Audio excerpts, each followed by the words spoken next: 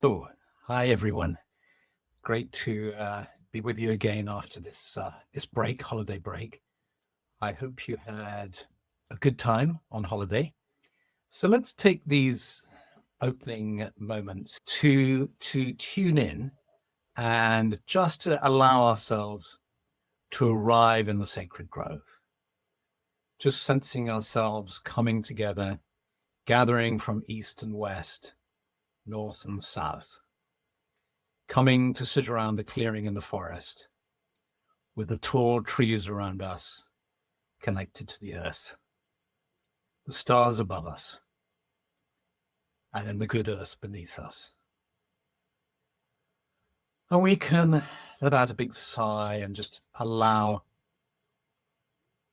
our tensions and concerns just to drop away into the earth and feeling calm and settled here together in this clearing in the forest.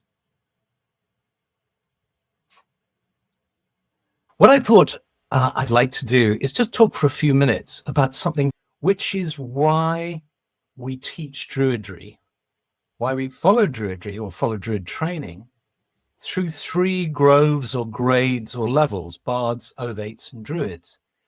I mean, it would be quite reasonable to say it's a spiritual path. Why are you breaking it into three? Surely we're all seekers on the path. We're all walking towards illumination and development. Why break it into three phases? Well, of course, that's true. And at one level, these three phases we can let go of completely. And you can, in fact, follow the Druid way and not use the concepts of Bard, Ovate, and Druid. You can just follow Druidry and follow teachings and be a Druid in that sense. But the reason why in the order of Bards, Ovates, and Druids we follow progression from the Bardic to the Ovate to the Druid grade is because it really does seem to answer to three different aspects of ourselves. So there's a way in which the Bard answers to that part of us that wants to be really creative, that wants to make our mark in the world, is one way of putting it. But another way of putting it is just fulfill our potential and somehow radiate and be in the world, not in a passive sense, but in an active sense, in a contributing way. But for most of us, there's another side of us that however much we're expressing ourselves creatively or trying to act in the world, there'll be another part of us that will want to voyage in other worlds. The shamanic side of us, if you like, the one that wants to see through the veil to the heart of nature, to the heart of reality, to travel in this world and in the other world to gain inspiration and knowledge and healing too.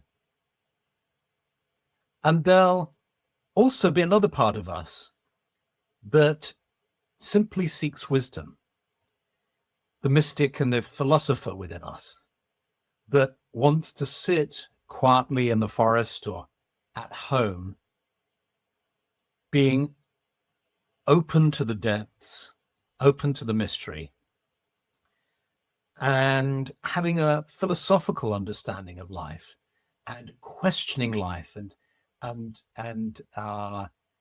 seeking to be wiser, seeking to gain wisdom and perhaps illumination too. And so there are, and of course we have all sorts of other desires as well, but here are three, what I would suggest are key desires we have at the core of our being. If we sit down and say, okay, what do you really want? I know you want a new car. I know you want a new girlfriend, but or boyfriend, but what does your soul want? And then I think we start to get to these core desires or aspirations for wisdom, understanding, for a deep connection with nature, for healing, the ovate level, and for a sense of being co-creative, of creating in the world, of giving to the world. And of course, so that's why we follow. That's why we do this in the training. That's why we follow this sequence. We want peace as well, and I think perhaps that's the aspiration of the Druid, that deep peace. And of course the Druids are traditionally associated with being peacemakers, which is a lovely aspect to Druidry. Yeah, so we can make maybe a flower, sort of petals of different aspirations we have to live in peace, to be authentic, to be wise, to be creative, and so on. And so, but how come we start with the Bardic side?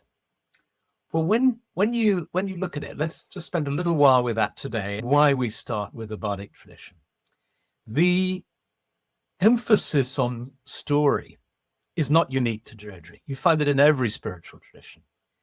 In Judaism, and particularly in Hasidic Judaism, you have the Magid, who is the storyteller. In West Africa, you have the griots. You have the famous Sufi tales, Hindu tales, Buddhist tales, and so on. Every culture and every spirituality has its spiritual stories, and its love of story, and its use of story to convey spiritual teachings. And so Druidry isn't unique in this, but perhaps a particularity of Druidry as it's taught today is the way we focus in on storytelling as the first level of training. And one of the reasons I think you can explain that is that the story is the way in. If you think about when you meet somebody, imagine now you're sitting in a cafe somewhere, and a friend has told you that you're going to meet somebody who they think you'll get on with. I've got a friend who's kind of interesting, and they'll drop by. And a very ordinary looking person, nothing special about them, comes and sits down. Maybe it's awkward to begin with. You say hi, and I said, but then you ask them a question about themselves. You ask them essentially to tell their story, like how come you got here, and imagine now they start to tell the story of their lives. And this is one of the reasons I became so interested in psychotherapy, is what I found was people's stories are so amazing. The most apparently ordinary, the most apparently boring, if you wanted to be judgmental, apparently boring person, if you start to kind of just ask them a few key questions, they start to become interesting. It's the way into relationship.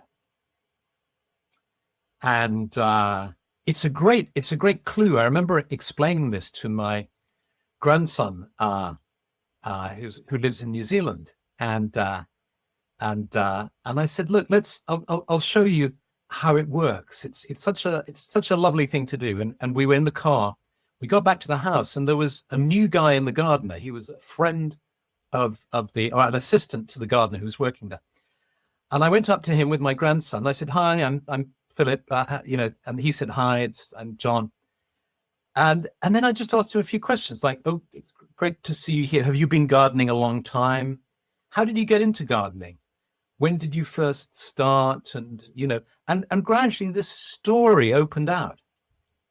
And what's lovely is it doesn't take a long time to do this. Just ask a few questions, not in an intrusive way, but in a loving way, in a compassionate way, in an interested way.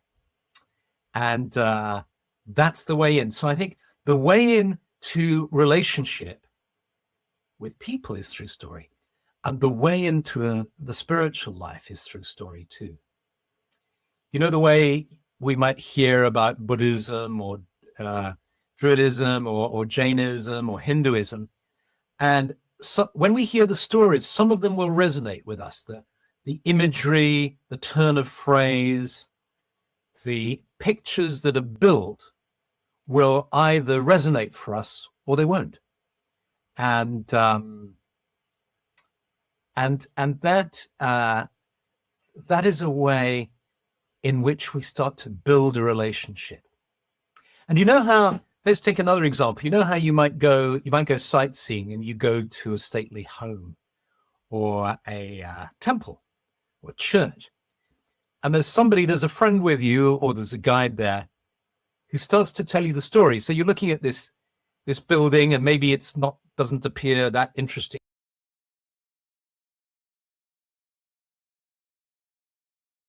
There, they signed the armistice, or Mussolini did this, or the Emperor so-and-so did that, or the Buddha sat here under this tree, or whatever it is. As soon as you tell the story, this kind of dull house, perhaps, or place, starts to become interesting. It immediately populates it with meaning.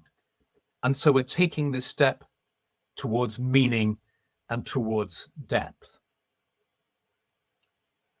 And then Keith Ferguson is saying, whenever I'm out in public, I feel like I'm in a library with all the various stories around me. And that's so true, is that there's a lovely tradition that came out of 19th century France of the boulevardier, or the flaneur.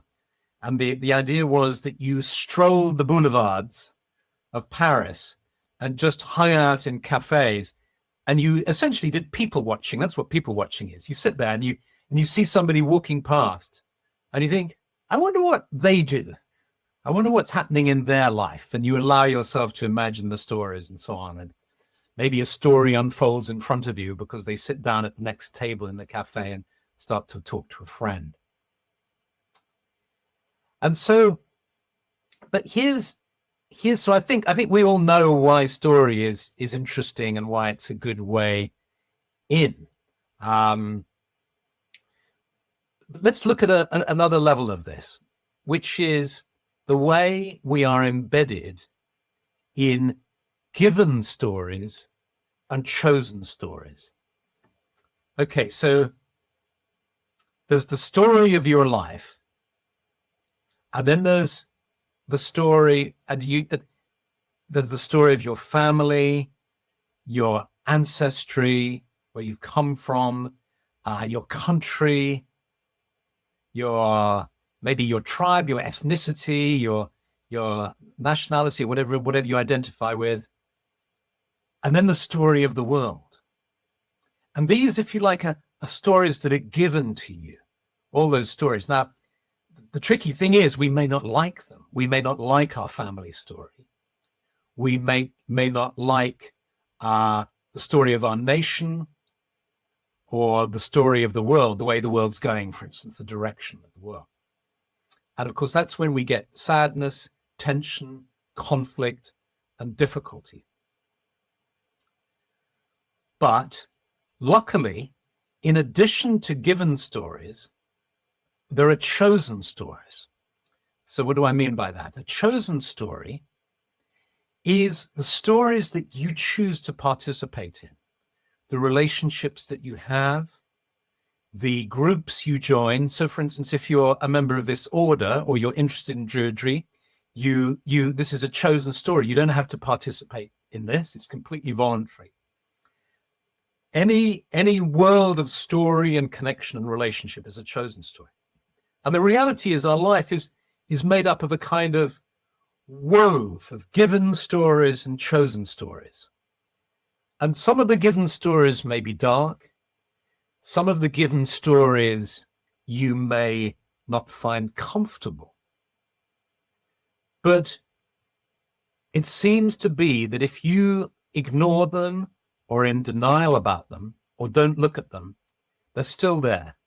So better by far to try to come to terms with them, to be aware of them, and to do perhaps what the Eastern religions of the Dharmic traditions of Buddhism and Jainism and Hinduism are rather good at, is where they suggest this attitude of no aversion, no attachment.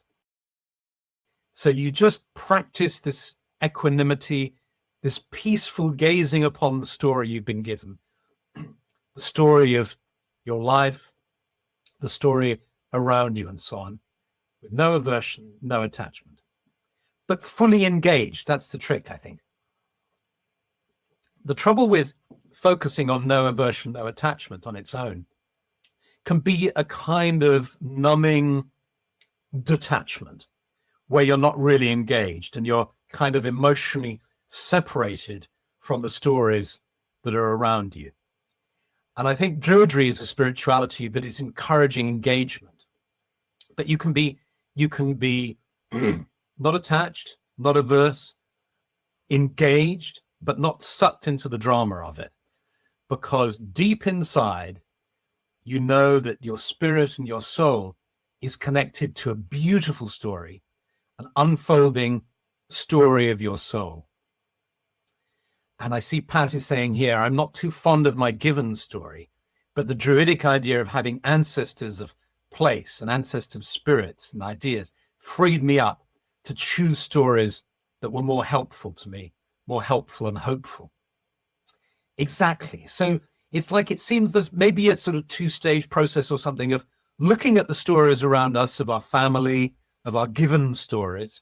We look at the world of politics and current affairs, of the environment and ecology and so on, and say, hey, I don't really like this story. This is pretty tough.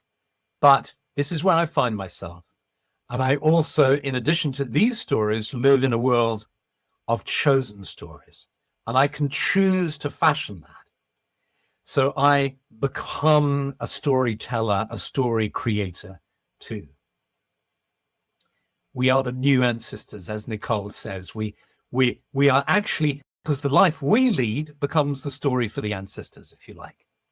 So it's, in the end, we move from a sense of being disempowered to being empowered.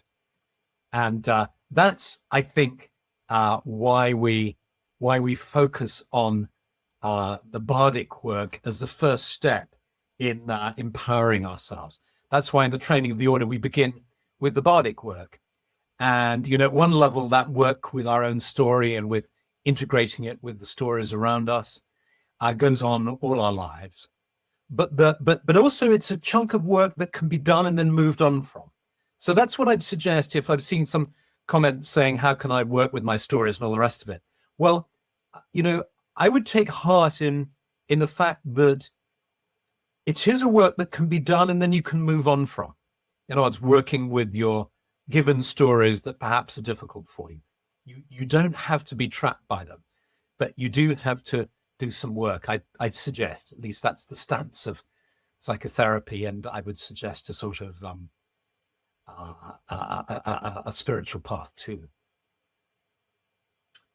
And so perhaps that's probably enough. I'm trying to keep these to 20 minutes because there's only so much we can contain. But I just want to share a little bit of my story with you, just because I'm excited about it. This arrived in the post today, and this is something that I was working on last year, and it's finally arrived. Let's see if you can see it. It's called the Opera Tarot. It's a tarot deck that I've worked on with a wonderful artist called Linda Sutton.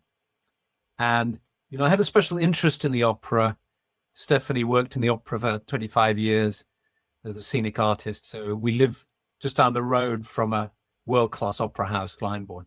And so the world of opera and what opera can do is very dear to me.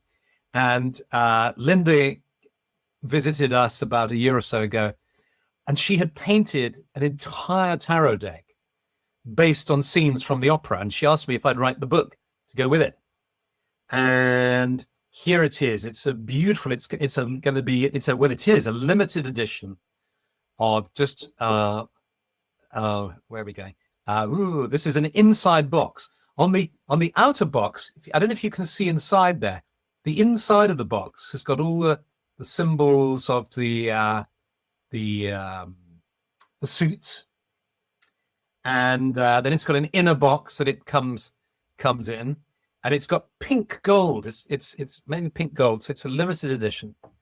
And then it's printed in the book is in English and Italian. It's coming out, so two little books in English and Italian. And in addition to the books, you have the cards, which have this beautiful pink gold background. The backs are lovely, and then all sorts of scenes from the opera, which I'll put up on my blog and website and all the rest of it. This is an advanced copy, so it's not out yet. It's going to be out, I think, at Imolc. So in a few weeks' time, and I'll announce it then. But I just had this lovely experience of opening. I love opening post, nice juicy post, big pad of bags and so on. And there was a nice box that came, so I wanted to share that excitement with you. I hope this new year brings you great joy, great peace and happiness, and the fulfillment of creative projects, and good health, and blessings to you, and see you next Monday at the same time. Okay, bye.